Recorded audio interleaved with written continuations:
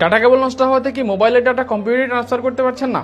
কোনো সমস্যা নাই, এখন থেকে ডাটা কেবল ছাড়াই আপনি মোবাইলের ডাটা কম্পিউটারে ট্রান্সফার করতে পারবেন। কিভাবে তা এই ভিডিওর মাধ্যমে দেখাচ্ছি। তো এর জন্য সিম্পলি আপনি চলে যাবেন প্লে স্টোরে যাওয়ার পরে আপনি এই যে প্লেন অ্যাপ, এই অ্যাপটা ডাউনলোড করে নেবেন। ডাউনলোডের পরে ওপেনে ক্লিক করবেন। ওপেনের পরে এখানে এই যে একটা কম্পিউটারের আইকন দেখতে পাচ্ছেন, এই কম্পিউটারের আইকনে ক্লিক করবেন। ক্লিক করার পরে এখানে দেখুন একটা সার্ভার অ্যাড্রেস দেখাচ্ছে HTTP দিয়ে। এই সার্ভার অ্যাড্রেসটা আপনি আপনার কম্পিউটারে যে ব্রাউজার আছে সেই ব্রাউজারের মাধ্যমে ঠিক এই সার্ভার অ্যাড্রেসটাই লিখবেন।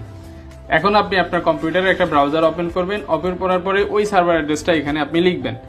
এই যে দেখুন এখানে কিন্তু এই যে ইমেজ, অডিও, ভিডিও সব, এই যে আমি ইমেজে ক্লিক করলাম।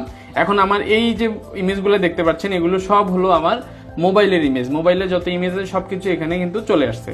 তা আমি চাইলে ছবি এবং ভিডিও সবকিছুই কিন্তু এখান থেকে ডাউনলোড করতে পারবো। তো এভাবে কিন্তু আপনি চাইলে ডাটা কেবল ছাড়াও আপনার মোবাইলের সকল ফাইল কম্পিউটারে ট্রান্সফার করতে পারবেন।